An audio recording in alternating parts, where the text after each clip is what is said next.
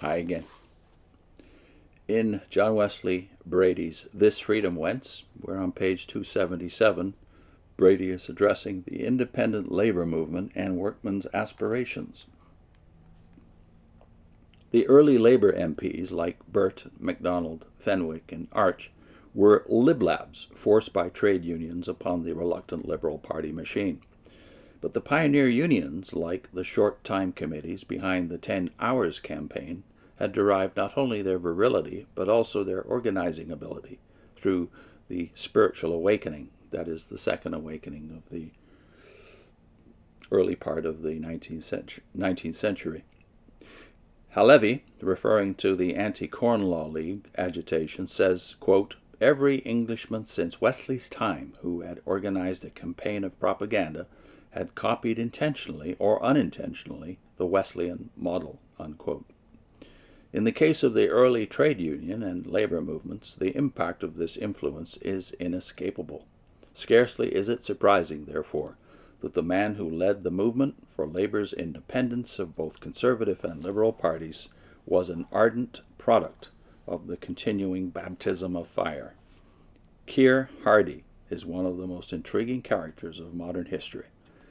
The Encyclopedia Britannica refers to his, quote, "strong personality, unquestioned honesty, and lovable character," unquote, as fitting him for his life work, while the Webbs remind us that his, quote, "kindliness and integrity of character endeared him to all who knew him," unquote.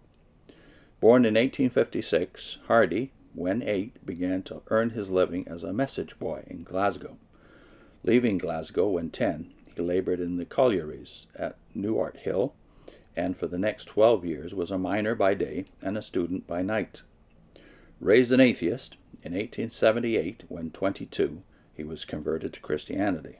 His conversion, due to the impact of John Ruskin and the study of the Gospels, unified his every faculty, intensified his humanitarian zeal, and made him a dynamic leader of men. Henceforth he was to be an apostle, a crusader, an evangelist, proclaiming a message, and that message centered in the fatherhood of God, the brotherhood of man, and the kingdom of Christ on earth. Even the titles of his popular pamphlets assumed a religious mold, as, for example, "Can a Man Be a Christian on a Pound a Week?" and "My Confession of Faith in the Labor Alliance."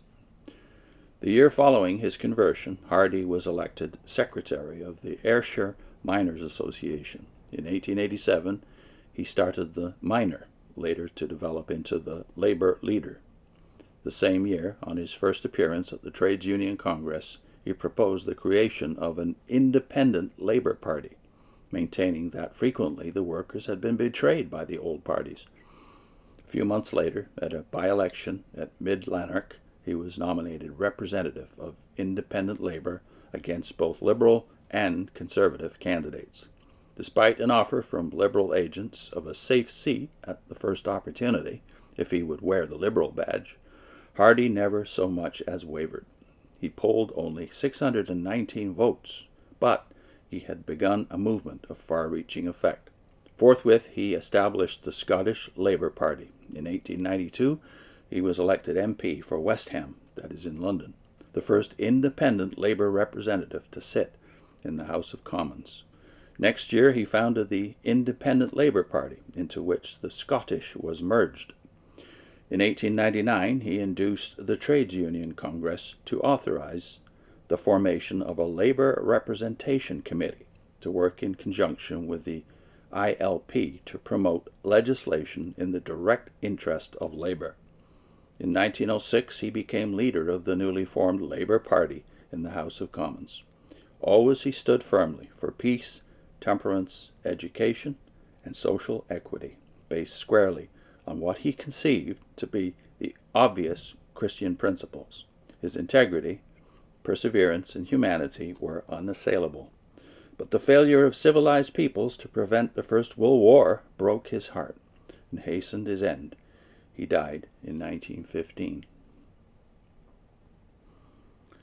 I'll put in a link to writings of Alfred Garvey, a very prominent author and minister in the early part of the 20th century.